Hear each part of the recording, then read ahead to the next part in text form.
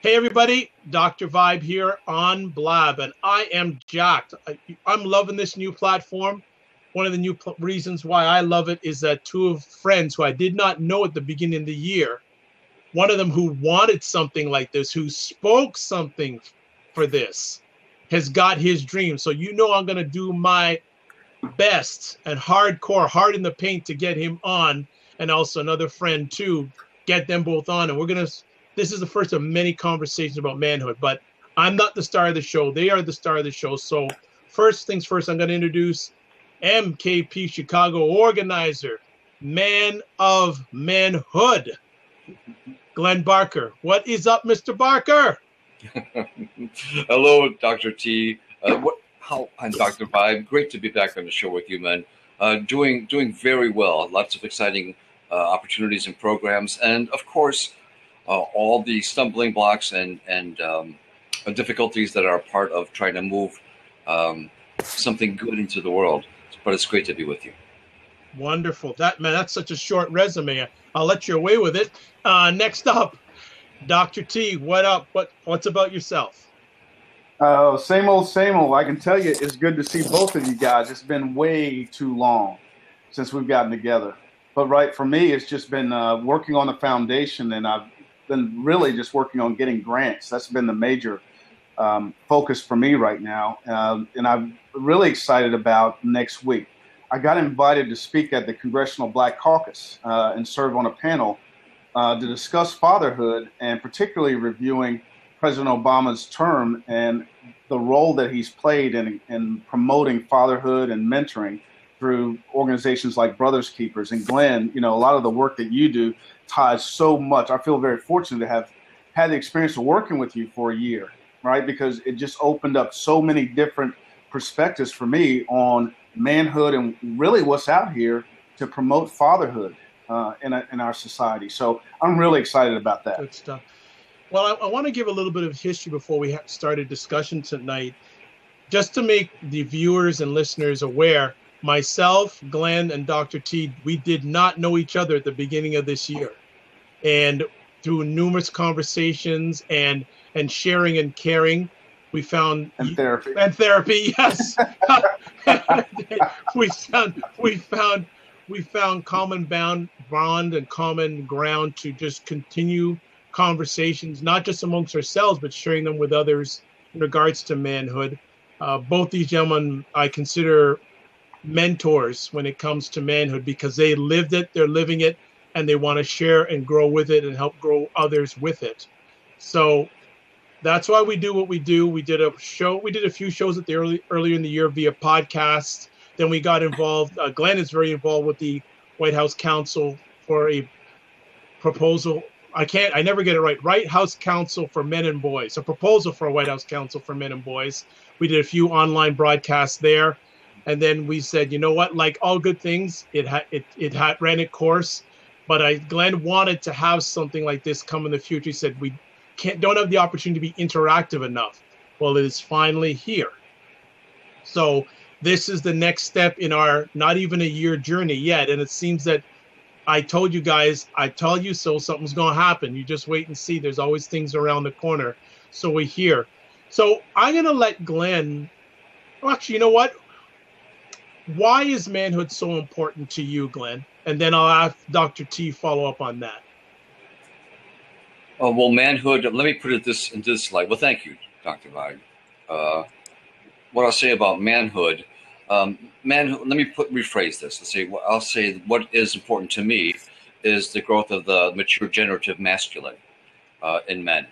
So if I can reframe that, and why? Okay, so why is that important to me? I believe men have many potentialities. When governed and guided, the potentialities that are in men can be very generative, meaning they can grow things around them. For instance, a man's aggression could be used for, as we know, for destruction or for getting things done.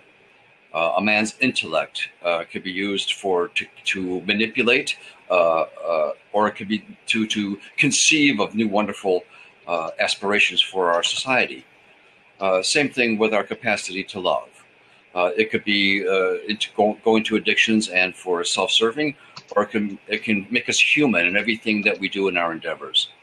And the last part, which is a fourth part of the male development I talk about, is this leadership, this kingship that, when done well, and the man has integrated himself and been guided, these things that come online are wonderful for our society, and it's a blessing to everybody in it.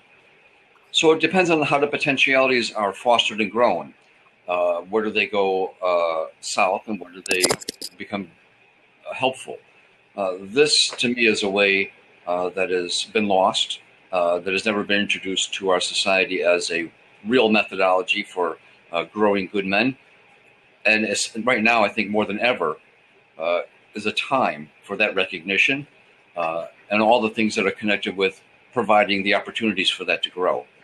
So the why, for me, is I find that that was greatly missing in my own life.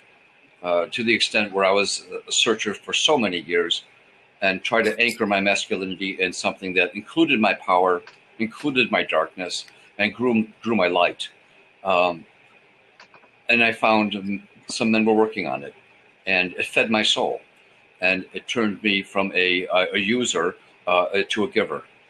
So this is now I'm in a place where I feel I've been privileged. I've been privileged not only by my skin color, but also on my circumstance, enough to say it's time for me to give back.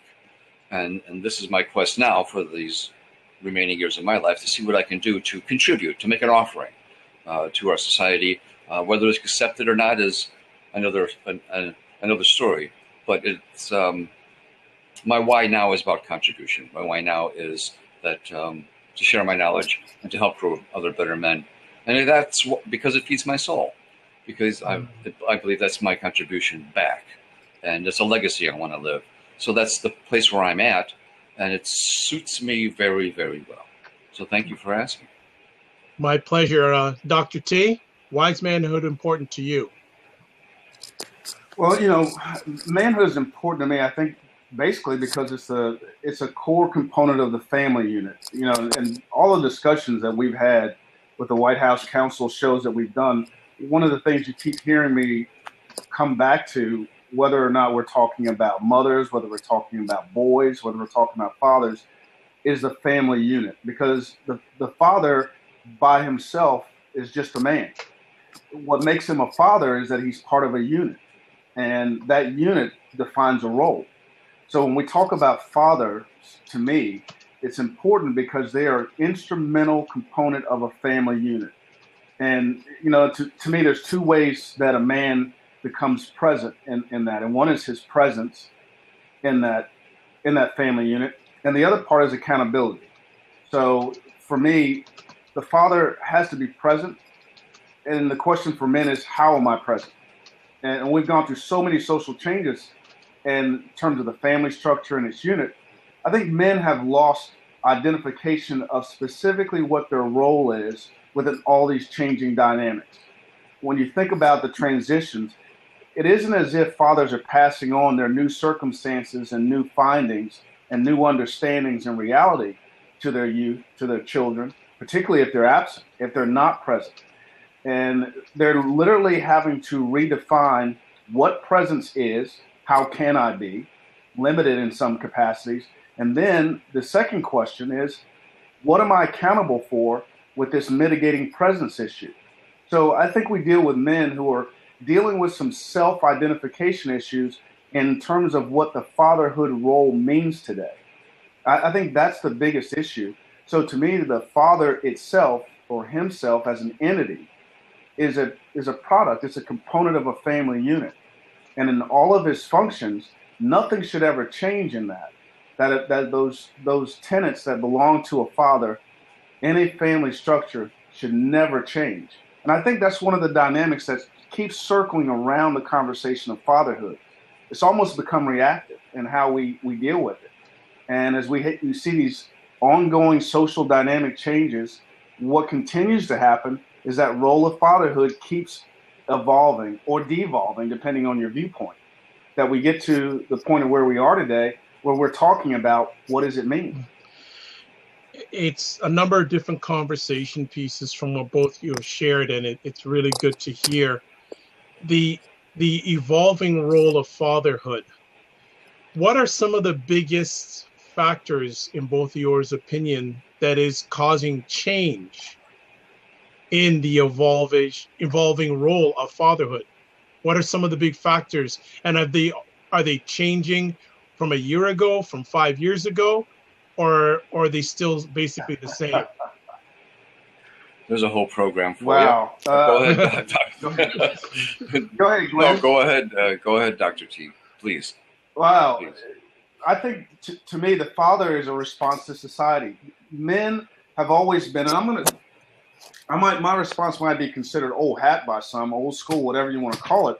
But the father has always been the stable force of a family unit, of a structure, meaning that's an individual by his example, by his motives, by his actions, and by his value system, what he says and what he does, literally sets the tone for family. I think what we've seen happen, you asked whether it was 5 years ago or 10, it started a long time ago. And Dr. Vibe, from our conversation today, you go back 40 years. 40 years. I'm 50 years old. I'll be 50 now. Doesn't matter. I got a birthday coming up in 2 days. You know what? And the thing is, my mother told me you never ask a lady her age and weight. Maybe I shouldn't ask you any guy their age and their weight either. Hey, if you don't know, by the time after 50, who cares? Okay. Right? After 50, who cares? So when I look back at 40 years ago, we saw, and there's a lot of dynamics, and this isn't anyone's fault. And I think a lot of times when we have these discussions, when we talk about these changes, people love to capsulate and jump on something and say, that's it. That's the reason. So I'm not saying that any of these are the reason, but take these as examples and put them into total. One, we saw an increase in women going to work, right? Now, women didn't go to work because we said women go to work. The economy expanded. The workforce needed more workers.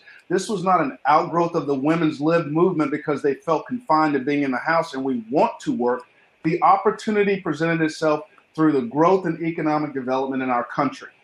So there was a need for an increased workforce. Well, you can't send little kids to work. We have child labor laws. So moms went to work. That fueled new industries. The childcare industry fueled itself. We created and this is how industry builds itself. Social change is predicated, and business is predicated multiple times and has proven itself to grow on social changes. So we've had an increase in the workforce or workforce demand. We had women go to work. We saw social changes in our society, economic changes in our society. We saw social changes, poverty increase, war on drugs. All of these were variables that had negative impacts on the family structure.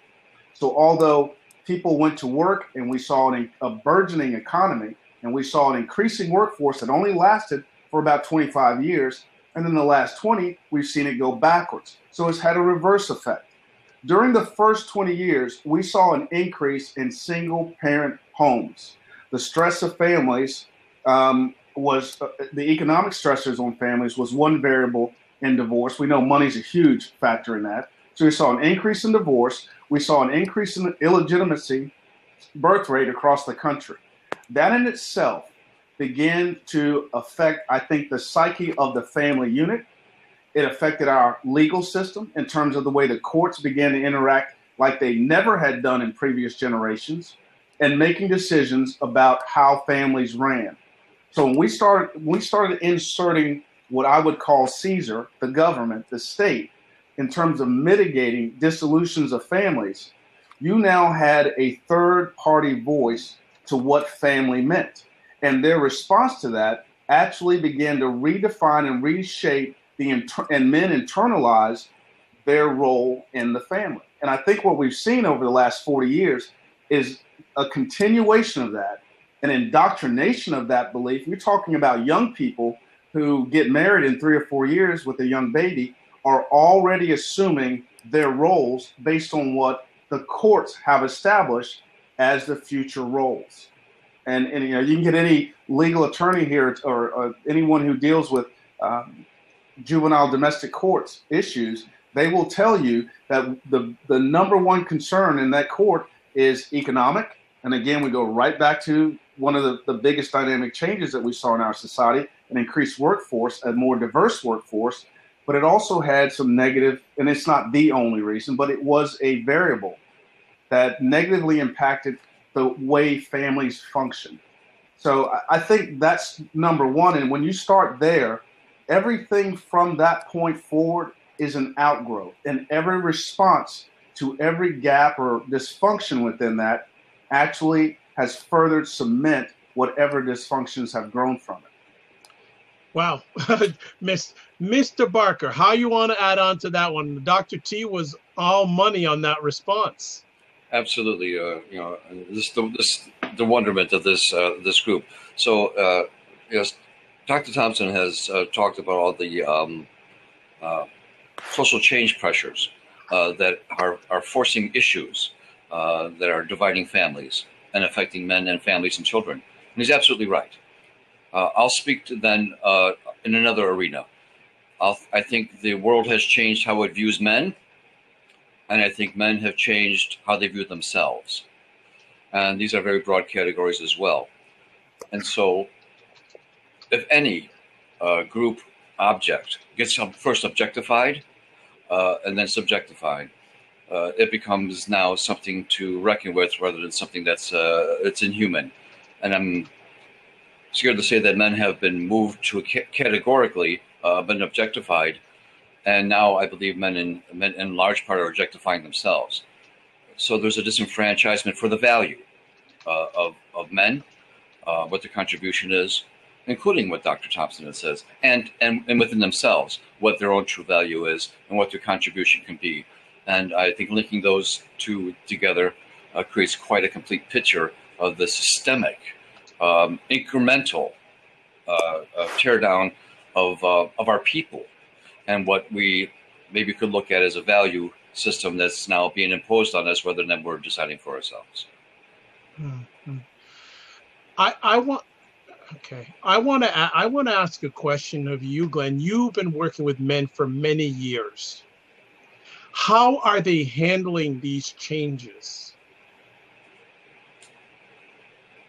There's a couple of categories to look at. There are statistics you can see, like what Dr. Thompson's very aware of, that it shows systemic things like work and suicide and alcoholism and not getting an education. So you can look at these things in the area of quantifiables, and then you can look at like I see as individuals and the kind of things that men struggle with. Now, I believe men have had these same struggles all throughout time. Am I good enough? If you really knew what a mess I was, would you still love me? Do I have value? How do I find my place in the world? How could I feel strong and generative? I think these have always been with us. Yet the circumstance we're in now, and the society we're in, has its unique challenges. And with the absence of remoteness of fathers and teachers and mentors in this regard to help young men navigate through these early formative years and through their adulthood, without that resource, I think we're seeing the effect of that. And to try to help you answer the question directly, what I see is individual men struggling with individual versions of all the things we're talking about here and looking for resources. And most of the time, not finding them. What is your take, Dr. Thompson, on how men are handling these changes that are continuous? I think we become reactive a lot. One of the, you look at media today, and it seems like for every problem that we have, everyone seems to, the response has been that I have to tear down whatever I perceive as causing my problem in order for me to achieve. And in reality, it does nothing more than keep circumstances where they are. So in the context of that statement, when you look at what's happening with men, and I agree with Glenn, particularly having worked with him and been and seen his organization and himself do this work, men are facing an identity crisis in terms of their roles and responsibilities. But there's a tendency to blame something for that. And this is an evolutionary piece. You know, this is where men, I think we're at that stage where as our society has evolved, we've tried to hold our place that has been perceived as our place in our role. And I think there's an evolution that needs to take place in terms of our not only understanding and defining what that role is, but also responding to what's causing the condition. We don't have to vilify everything around us and say that's the cause for it and we need to kill it so I can get what I'm supposed to get. I think we look at what's happening, let that entity take its own course, because whatever that entity is, a response to it will naturally affect either its continued growth or a continued conflict. It's only going to do one of those two things, right? So sometimes it's good enough to just let it run alongside itself. And if you define your role and hold your ground in it, and it's grounded in something good, something positive, something definitive, where a man is present and a man is accountable and a man lives on his integrity, regardless of the circumstances, there's certain values and tenets of manhood that don't change regardless of the circumstance. Mm-hmm. And I think those are things we have gotten away from. We don't talk about those things anymore. When we talk about manhood today, we talk about what's happening to us, what others are doing to us, and why we're not getting what we're getting, when in reality, the values are always there regardless of the situation. Those are the things that I think men have to get to. And I think those are the things that hold us back because we don't have those conversations anymore. Excellent. And I see that, and Glenn, you may be seeing the screen once in a while, like clicking going on in people's pictures. That's when someone says something you approve, you want to give them some approval, you just click on the two hand symbol and it sort of shows people are giving you props, as they like to say. And I know you know what props is, so you're all good. All right. So I just want to say a shout out to Father Panur and John A. Birch. Thanks for joining in. If either via the comments section, if you want to join in, there is a seat open. We'd love to have you contribute. I know, Father Panur, you're saying you have to go to bed soon. We'll even take 2 minutes of your time if you want to join in. But so I've been writing down some things that I want to get you gentlemen to chat about. How about the status of men and contribution? Glenn, you had mentioned that. You mentioned the word contribution, and where does that stand in both of yours opinion when it comes to contributing in the world today? Where does that stand? So forgive this, but I want to do one piece that bolts onto what Dr. Thompson has said. Sure, absolutely. Okay. So, and I would ask anybody listening to go look up a drama triangle. It's called the drama triangle. And this is a big part of our society where you'll see roles. One's either a rescuer, a persecutor, or a victim. Mm-hmm. And I guarantee you this, if you look at those scenarios, just read one page on what a drama triangle is, you will see it in every news broadcast, you'll see it in every movie, and you'll see that it is a large part of our family systems. And what I believe Dr. Thompson is talking about, and what I'm looking to do for men, is to have him become the ultimate perpetrator. And that means to step out of the drama triangle and not be a player where you're either rescuing, perpetrating, or being a victim. Because these hats are what everybody in the triangle plays at one point or another. We could do a whole show, and we probably should, on the drama triangle. To extract yourself from that is being your own man. To be guided by other men, to be strong enough to be maybe alienated by those that are in the drama triangle that has a very tribal, powerful, maybe even family, culture, socioeconomic connection, to extract yourself enough to say, I will walk my own walk. It takes an incredible amount of courage. And so to be with men and to seek out men and then to try to create this new path for yourself while you're one extracting yourself, two creating your own way, this is the challenge. And systemically, there are many things, and socially, that go against this. And now, sadly, I believe this is not an intuitive track for men. This is not an instinct. This is a tutelage. And so, again, from the absence of the teachers and the mentors, We get the drawing into the drama triangles and the sucking into roles because of the deep needed connection men have to have with something, some form of masculism. So that being said, to go to your question about contribution,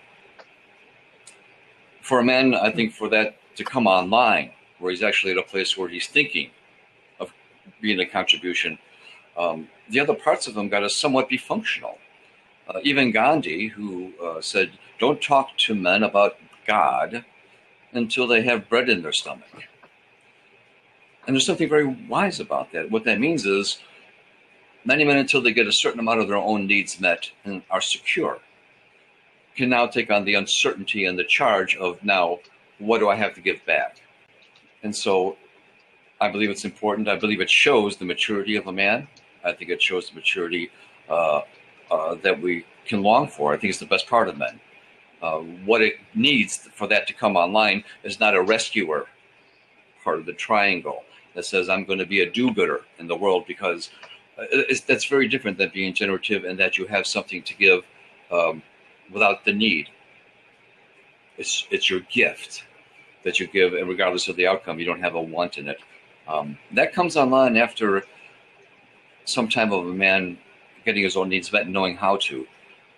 I'll put that forward as one context to put around contribution. Okay. Dr. T? Dr. V, contribution.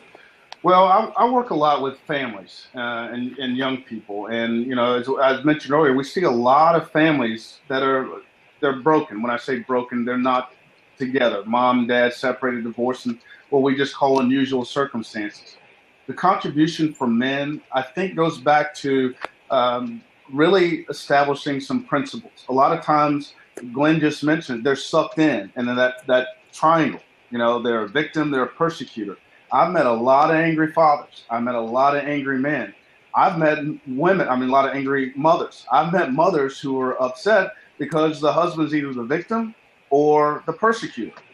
And what I find in that dynamic is that a man typically is reacting to something which is going against his principles or going against his value system, but doesn't have the strength, the fortitude, or the knowledge on how to stand in those principles without persecuting someone else or making them the victim. So it's a vicious cycle. Perfect. So the contribution for men sometimes, and this is what I found to be successful when I can get fathers to understand how to deal with that.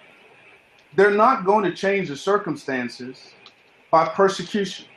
They're not going to change the circumstances by being the victim. And let me explain the victim and a father in a conflict. He's passive. Yes. He wants different. He wants better. But here's his argument. I know if I say something, I'm going to catch holy hell. So I just shut my mouth. Well, usually what ends up happening is he's going to blow his top eventually. Mm-hmm. Or he's going to end up in this I told you so. And the whole circle, vicious cycle is going to go on.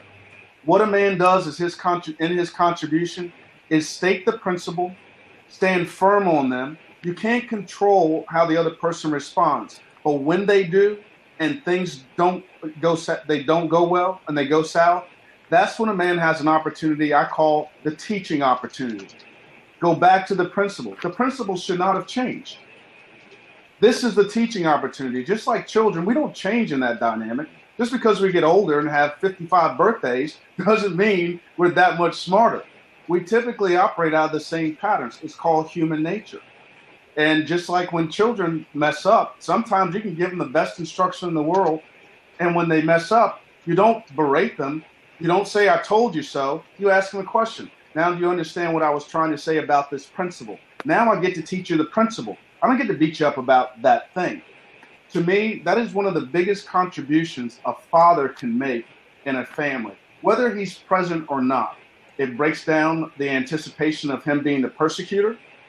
If they're going to know what to expect, and I have found this, I have found mothers who had fathers or ex-husbands or husbands who were persecutors, who when they began to follow their principles and use them that way, their counterpart would come to them for advice. Now we have a dialogue. Now the principles that you share are valued. Those are things that we don't see anymore. We don't talk about anymore. And we live in a society today that confrontation sells. I mean, it just does. I wanted, and this is one of the things that Glenn was looking for and wishing for when we would do the day we do something like this. I don't know, Glenn and Dr. T, and you've seen the comments section, John A. Birch saying, I like how Tony Robbins defines contribution as being one of two spiritual needs. Growth and contribution, we need to have our personality needs met first. And then there's certainty, variety, connection, and significance. What are your takes on that? I've seen, this is Glenn, and I've seen that, and I agree. There is, Tony Robbins, I think, is onto something here, where he says, well, let's put it to you this way. I want to get my needs met, and when I do, I'm in, and when I don't, I'm on my way out. So I myself, I want significance, I want contribution, I want loving connection. I don't know if he put that in there. I think he's onto something here, and these are the things that, when they're not met, we're not all in. And when those things are met in a big way, sometimes we're in maybe over our heads. So we have to watch our addictive needs being met as a shadow pull into things. But well done. It's a good conversation to have. And Robbins, I think, has nailed something very clearly and succinctly here. Dr. T, do you want to add on that, any? I think I echo exactly what Glenn said, and it kind of just reinforces what I said. You know, Tony talks about certainty, variety, connection, and significance. I still count them in what most men, I speak in terms of the daily things that men can connect with. And out of the concept of principles and values, things men don't typically sit back and literally reflect on. A lot of times they react to those unspoken internal principles, those internal values that they think everybody should see. And I think a lot of times their needs are being sought through validation, external validation, rather than internal validation. And I think those are some of the biggest obstacles for man. I mean, we live in a society where immediate gratification is one of the key elements, a key driver.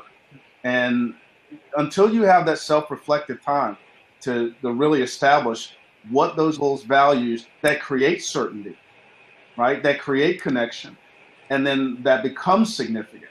Those are things that I think I see absent in a lot of our fathers and especially a lot of our young men. Excellent. That is good stuff. I just want to FYI both of you, Father Panor out of Atlanta, Georgia. If you look in the comments, he said just follow both of you on Blab and on Twitter. So both of you have another follower, and he's a really good gentleman to keep in touch with. I want to love it. Absolutely, and I want to say to John A. Birch, thanks for your comments. I wish you'd invite us for dinner if you love us so much, but I'm just joking. But great father cooking dinner for his family. So that's a true father. That's a father and man that we like. That's an act of love. Yeah, exactly. Anytime, good stuff. Right back at you, gentlemen. Where does courage stand in manhood these days? Again, let's do a show on each of these topics because okay, we'll just do it high level. And before we go any further, too, I just want to shout out to Team Blab, which are the people at Blab. They retweeted our conversation out to their followers, so much appreciated on that. We don't take it for granted. So, Glenn, go ahead. So, courage. There's courage the way it's depicted in heroic acts. So, all courage, men and women both, they are in some ways heroic acts where it is somewhat selfless or you're taking a risk. Let's put it that way. So what's courage? I'm defining courage in part for men these days. What used to be called or asked for by women is called vulnerability. I could give you an example by contrast. Vulnerability to a woman may mean show me your feelings, show me who you are. And many men, I believe, vulnerability says, let me show you exactly where to stick the knife when you get mad. Yeah. And so, yeah, it's true. Right. Yeah. Right. So I'm not going to ask a man to be vulnerable. I'll ask him to be courageous. I'll ask a man, will he give me permission to have access to his feelings so that he's in control rather than surrendering into a feminine part of himself where he is maybe feels infantile. He's like a little boy. So what is courage? In the realm that I'm working with the men, I'm asking men to be courageous in facing the demons, in facing the story that they've made up about who they are, to question, to inquire onto their own way of the mode of thinking, their mode of behaving, not to shame or blame, like Dr. Thompson likes to say, but to have the truth. And if I can get to the truth, I may have an opportunity to change the way I react to the world. An important piece, I think, here. None of us may be able to have any impact on the world itself. What we might have a chance to do is to change how we react to it, because that's internal. And so that's what I strive for. So the courage to be a man, like a series I did once, was the courage to say, I'm going to out myself in containers, let's say with other men, for the purpose of revealing the truth and to getting past the worshiping of the wound that I live in, the cage, the box I'm in, and take the risk to grow and to say, yes, I'm frightened and I'm excited. And I want to take out the blowtorch and I want to bless everybody. And this is my truth.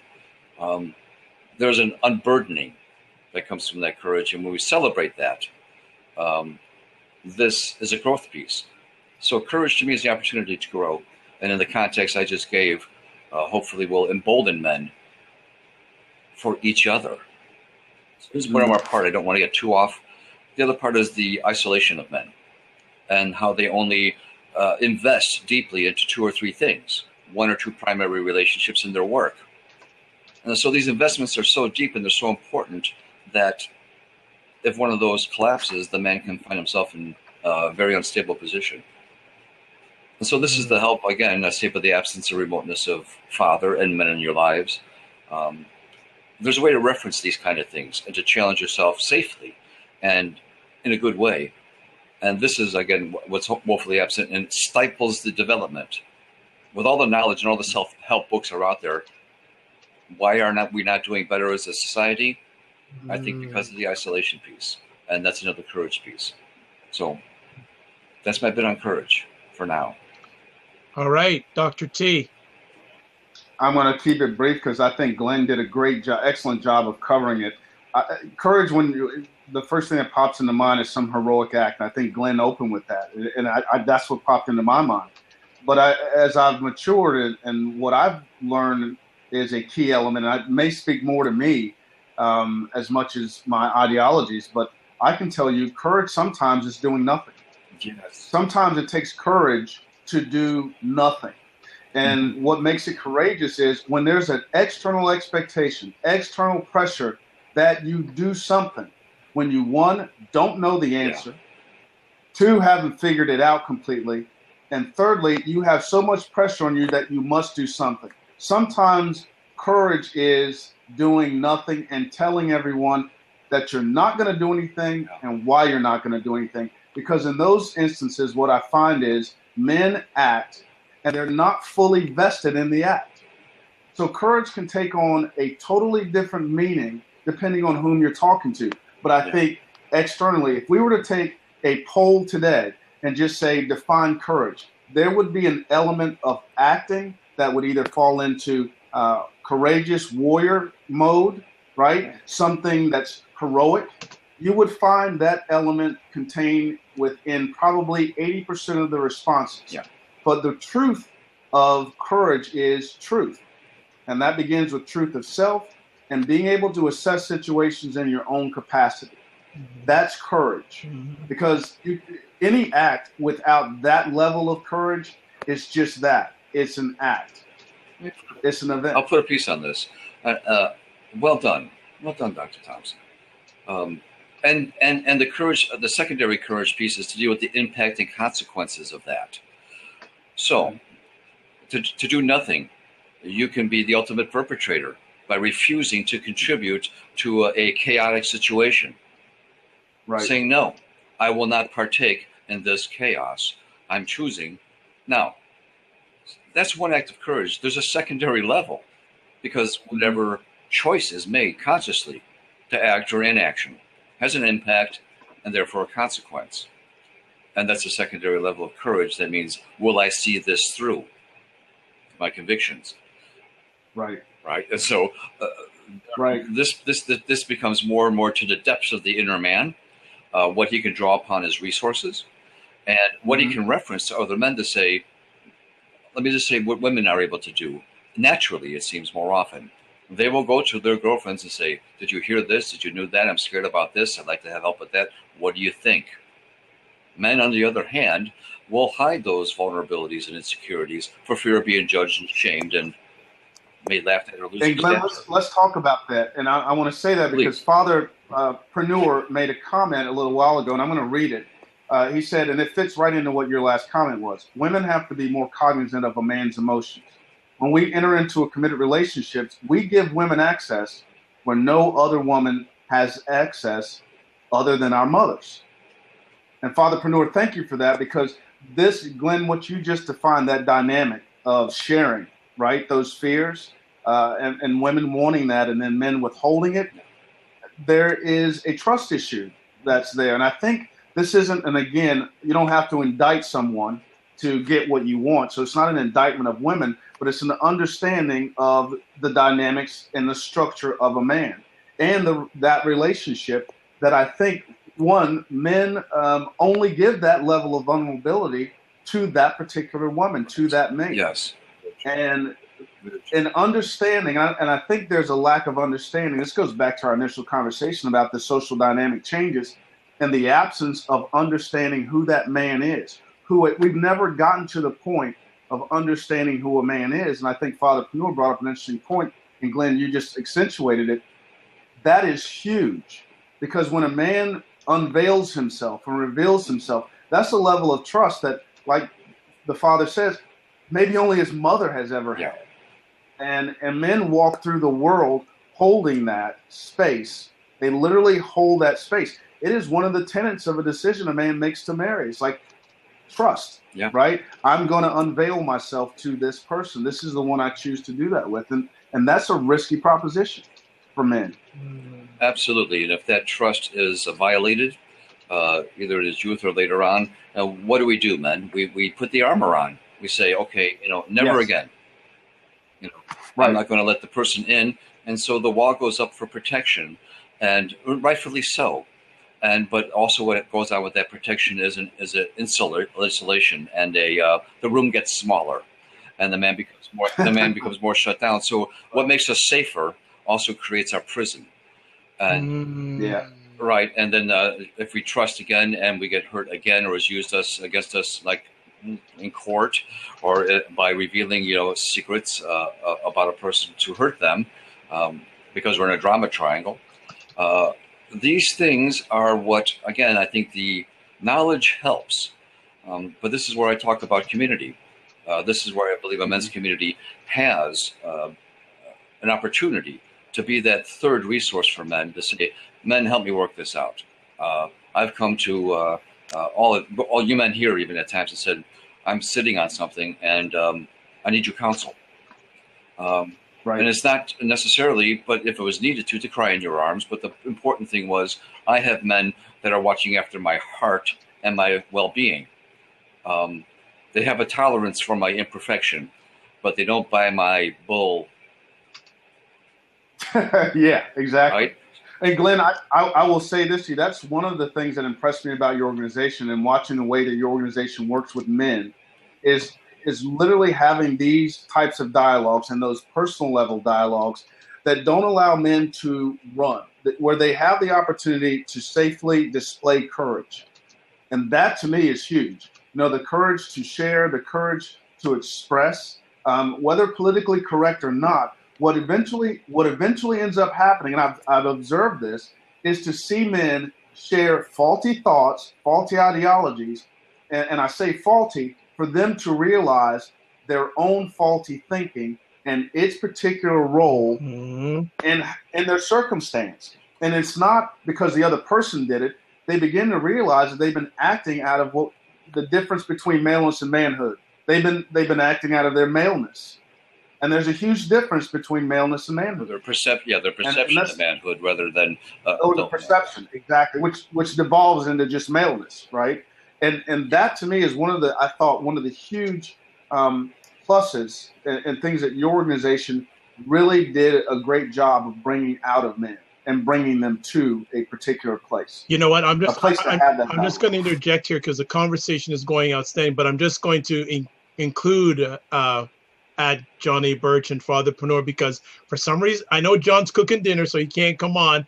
And Father Panor, but Father Panor told me he was going to bed 20 minutes ago, but he's typing away, so it's interesting.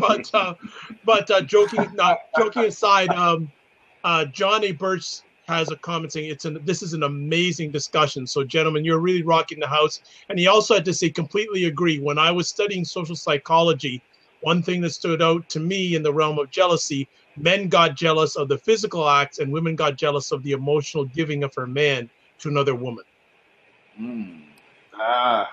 That's interesting. You know, and that's interesting. And then, and Father Panor added, this is another reason why it's harder for a man to forgive a woman for an act of infidelity. It relates on how our emotions are guarded. Maleness versus manhood. Great possible topic for the Dr. Vibe show. So we're already getting suggestions for our next round, gentlemen. And see, this is what, when community really works really good, when the community starts contributing. So that's good stuff. Do any of you have any comments on what John or Father Panor have just shared? What I'll say, this is Glenn, and what I'll say is, it is a good time for pause to say, look at when the qualities of the masculine are spoken of in the right way. It resonates a low string in the hearts of men. And I think we're seeing that here. We're seeing that online. And I think it shows to the hunger and to the disenfranchisement of this type of wisdom. And thank you. Thank you to those that are contributing and see the value in this. I think this is the higher ground. I think this is not only a higher ground for men, I think this is a higher ground for women. I think this is a higher ground for our society. It is, to me, this level of dialogue and then action in the world. Coming down off the mountain and having action in the world, that is our charge. If you're understanding what we're saying, and this is growing in your heart, join the Legion. Your strength is needed. Men of courage and leadership, willing to challenge themselves so that we can hold a hand out for the next man, is incredibly important, and never has there been a more important time, I think, in our history. So thank you. Anything you want to add, Dr. T? No, I couldn't clean that up any better. You know, and it's something, though, I want to build on that you just said too, Glenn, that maybe some of our men need to get off the top of the mountain and go to the bottom of the mountain and climb up the mountain. Well, thank you for that. So here's what I find in many circles, and I understand it. It's Moses goes to the mountain to be with the Maker, and it's hard to come down because he finds love and everything, all this fulfillment, and then he comes down the mountain and finds that all his wisdom is what pearls before swine type thinking, and this is where it is very tough. And I think for those that are called to be mentors and teachers in this arena, we need to have a safe space where we could be men of like kind and like thought and like values to gain strength. But to live there is not as useful as to come off of that and say, now I'm going to enact this in my life, in my family, or in my community, or in my organization. And that's the true test of leadership. So it's one thing to go and meditate. It's another thing to come down and teach a meditation class. You follow the logic, I'm sure. Right. Absolutely. Absolutely. Gentlemen, it's been rocking. And I know that as time goes on, we're going to get deeper into these conversations because we're just, we're just touching the scratching the surface. It's like we're starting all over again, but and it's wonderful on a whole new platform. As we wind down here, because we don't want to be on for too long, do you have any final thoughts that you'd like to share with our audience when it comes to manhood? Because we are going to be on again, and it's not going to be too long till we're on again. Just some thoughts about your first conversations we've had on this platform in regards to manhood. Dr. Thompson. Well, one, I think it's probably never been more important for us to have these discussions. We've got an ever-evolving society by structure, and it's just an evolutionary process that's never going to stop. But one of the things that's constant in this is the presence of men, women, and children. And the response to that particular structure requires some kind of foothold, some type of base to stand on. And I think men have always been the foundation of a family unit, and we are also the foundation of a society. When men leave a society, there is no society. If women leave a society, there is no society. But there are specific roles within them, and we have to begin to define what that role is. I think it's important to have this conversation and keep having it, because there are layers upon layers of this.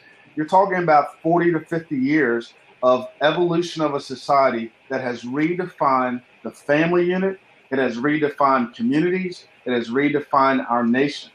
And this is a huge opportunity for men to do what we haven't done in the previous 50 years, is to set what our course is, what our role is, and how we're going to go about achieving our objectives and our goals for our families, our communities, and our society. I think it's critical.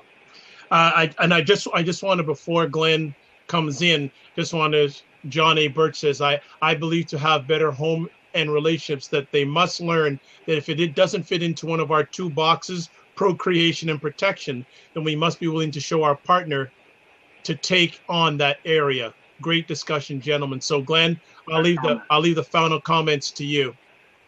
So I'm a man that believes that there are parts of us men that have not changed and probably will never change. I think every man will have to have his own hero's journey through life, and that those pieces that are about the accountability, his integrity, how he does his agreements, and does he hold himself accountable? These things are unchanging, and I believe there are values that are valued in every society through all of time. What changes are our circumstances. What changes is our environments. What changes are the times we live in and the influences. Yet if we build the inner structures of the man, you can navigate these in a good way. And for me, that's what I'm after. I'm after the tutelage that provides for our world the kind of men that can navigate these changes, because the inner structure of the man is strong enough to be able to understand and digest these things and not splinter apart and fragment our world. So that would be my closing bit. And thank you all. Okay, well, very important also. How can people connect with both of you? So I'll let Dr. T go first.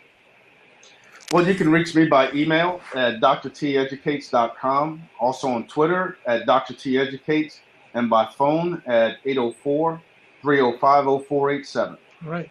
And Glenn? Glenn Barker here at the Mankind Project, 312-243-6743. 312-243-6743. MKPChicago.org is on the internet. MKP Chicago is on Twitter. Glenn Barker and MKP Chicago is on Facebook. Please do connect with me, especially if you would like to talk about starting a men's group in your community or in your church or in your town or your organization. This is one of the beginning men's councils, and men's groups is one of the things that I believe are a good place to start. So connect with me. I'd be glad to help. Thank you. Excellent. Well, gentlemen, I'd like to thank you for being hard in the paint, as we say basketball-wise, during our conversation tonight. Really great experience. I'd like to thank everyone who took part, especially at Father Panor and at John A. Birch. I'm following you both via Blab, and you'll know when I come on with more shows. And we are committed to doing more of these shows because we know that it's needed, and we know at least two people other than just us that need it. So we appreciate it. Don't take it for granted. If you want to touch base with me, you can touch base via Twitter at DRVIBESHOW. Also, you can check me once a month at the Good Men Projects. I host a show called the Good Men Project Show, which is on a site which has one of the most viewed sites in the world for men. And also you can catch me once a week hosting a Sunday night show called Do You Know What Time It Is, where Black men give commentary on news events and current stories. And this will turn into its own show. I have a feeling. So, as always, because I know that Dr. Thompson and Glenn won't let me out on this one. So, Nope. so we always like to say, Nope. Okay, it's as always, God bless, peace, and well, keep the faith. Remember, you're blessed and highly favored. You're a magnet for miracles and your solution for someone's problem. Good night, everybody.